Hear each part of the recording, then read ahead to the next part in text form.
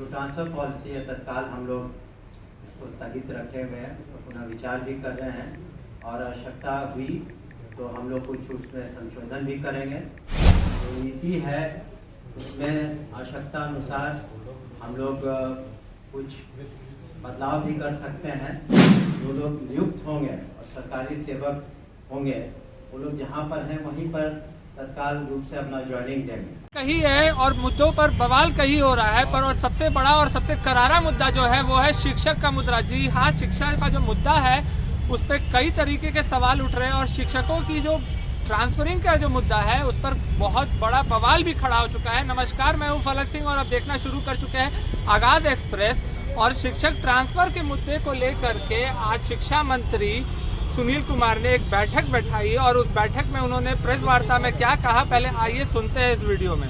ये बहुत से शिक्षकों ने, शिक्षिकाओं ने और शिक्षक संगठनों ने जो हमारी ट्रांसफ़र नीति है, जो पॉलिसी हम लोगों ने लाया, काफ़ी सोच विचार के और सुधार भी है, उसके संबंध में कुछ उनके मन में बातें थी, रिजर्वेशन थे, तो उन पर सहानुभूतिपूर्वक विचार करते हुए माननीय मुख्यमंत्री जी से विचार विमर्श करके, पदाधिकारियों से विचार विमर्श करने के बाद उनसे विचार विमर्श करके हम लोगों ने एक निर्णय लिया है कि जो ट्रांसफ़र नीति है, स्थानांतरण नीति है, उस पर हम लोग तत्काल स्थगित रखेंगे।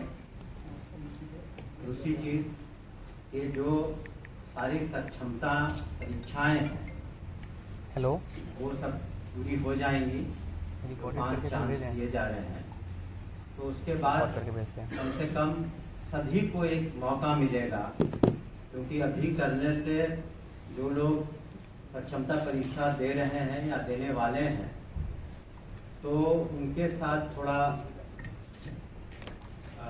एक तरह से उनको उतना फेयर नहीं होगा उनके लिए।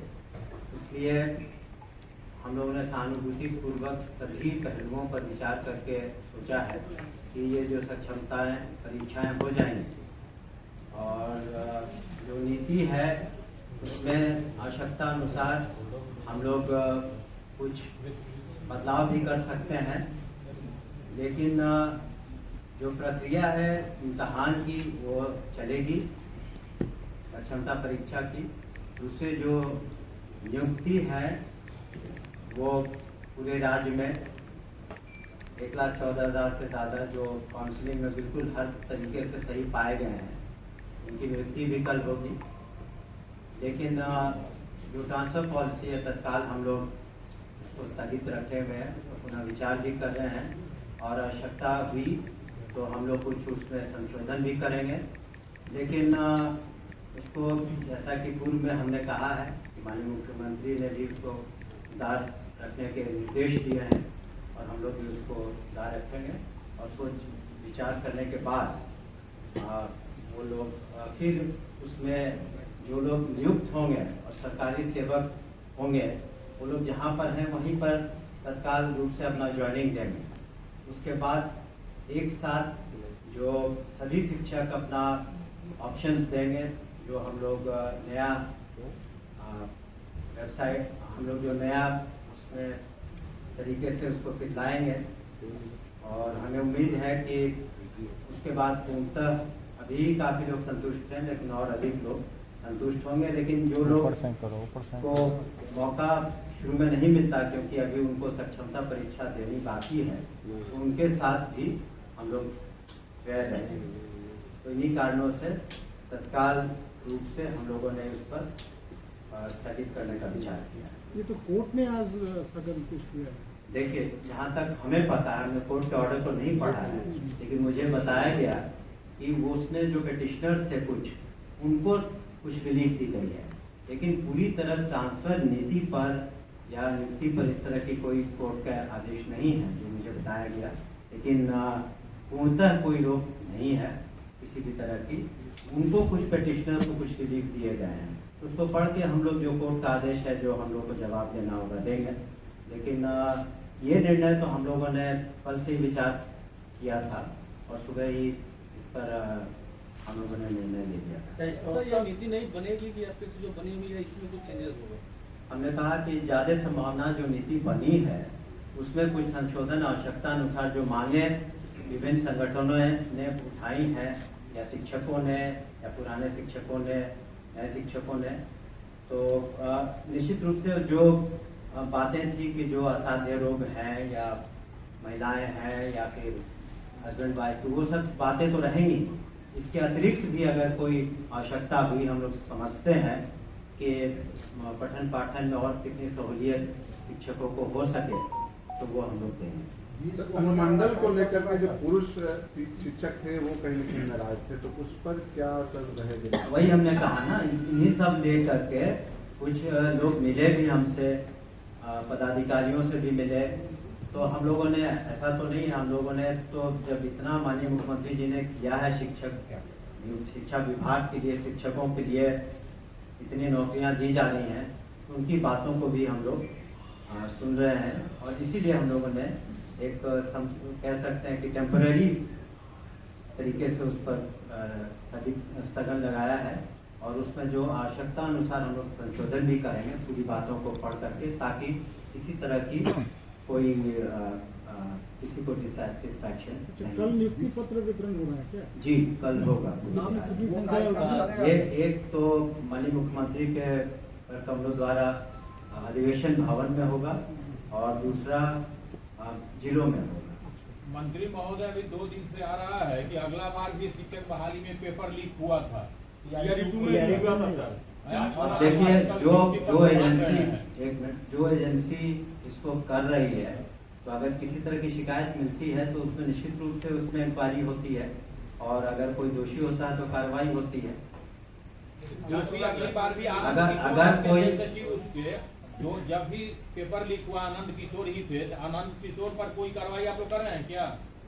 अगर इस तरह की, ऐसा तो नहीं है, जो रूल ऑफ लॉ है तो सभी के लिए बराबर है। अगर किसी तरह की कोई बात आती है तो सरकार तो कार्रवाई करती है, लेकिन अगर कोई प्रूफ हो कि इस तरह की बात है तो निश्चित रूप से अगर कोई शिकायत आती है तो उस पर गहन रूप से सरकार के द्वारा, एजेंसीज के द्वारा छानबीन होती है। सर ईओयू का सर जो चार्जशीट दायर हुआ है समाचार पत्र में आया, उसमें ये कहा गया है कि टीआरई-2 में भी पेपर लीक हुआ है। सर देखिए, उस जो भी जब भी कोई जांच एजेंसी, इन्वेस्टिगेटिंग एजेंसी कुछ कार्रवाई करती है तो वो सर्टेन रिकमेंडेशंस भी कंसर्न डिपार्टमेंट को देती है।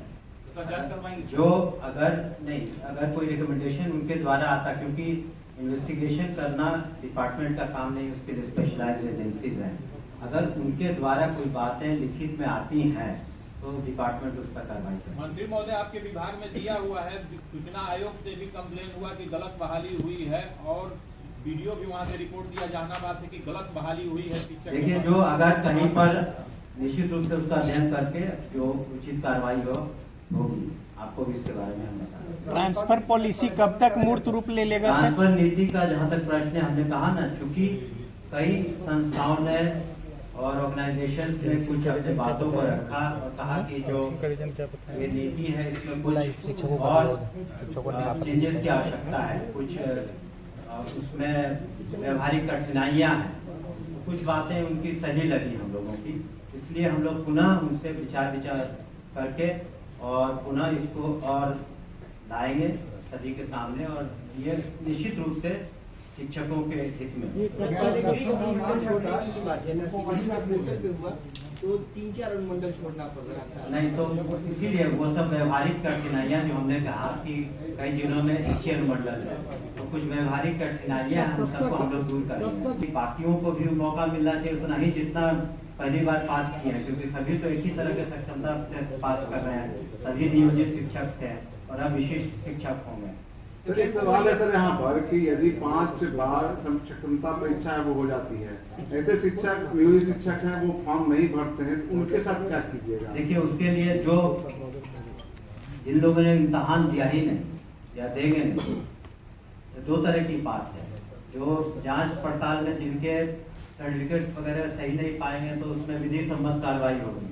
दूसरा कि जो देते ही नहीं, तो उसके लिए अलग से कमेटी बनी है जो बिल्कुल नहीं देते हैं तो उसमें अलग से हम लोग उसमें निर्णय लेंगे। सर कल जिन्हें नियुक्ति पत्र मिलेगा उनको सेवा निरंतरता का भी लाभ मिलेगा, 2 वर्षों से कार्यरत हैं या ये नहीं, जो आप पहली बार आप तो सरकारी सेवक हो है ना, तो सरकारी सेवक तो आप जब से आपकी नियुक्ति होती है तब से आप होते हैं, और अब तो आप सरकारी सेवक होंगे और उनसे भी हम अपेक्षा करेंगे कि पूरे लगन के साथ और बिल्कुल कर्तव्यनिष्ठा के साथ अपने कर्तव्यों का निर्वहन करें। जैसा कि आपने इस वीडियो में सुना है, ये जो ट्रांसफरिंग का जो ये मुद्दा है, ट्रांसफरिंग का जो आदेश आया था सरकार की तरफ से, इसे फिलहाल के लिए स्थगित कर दिया गया है।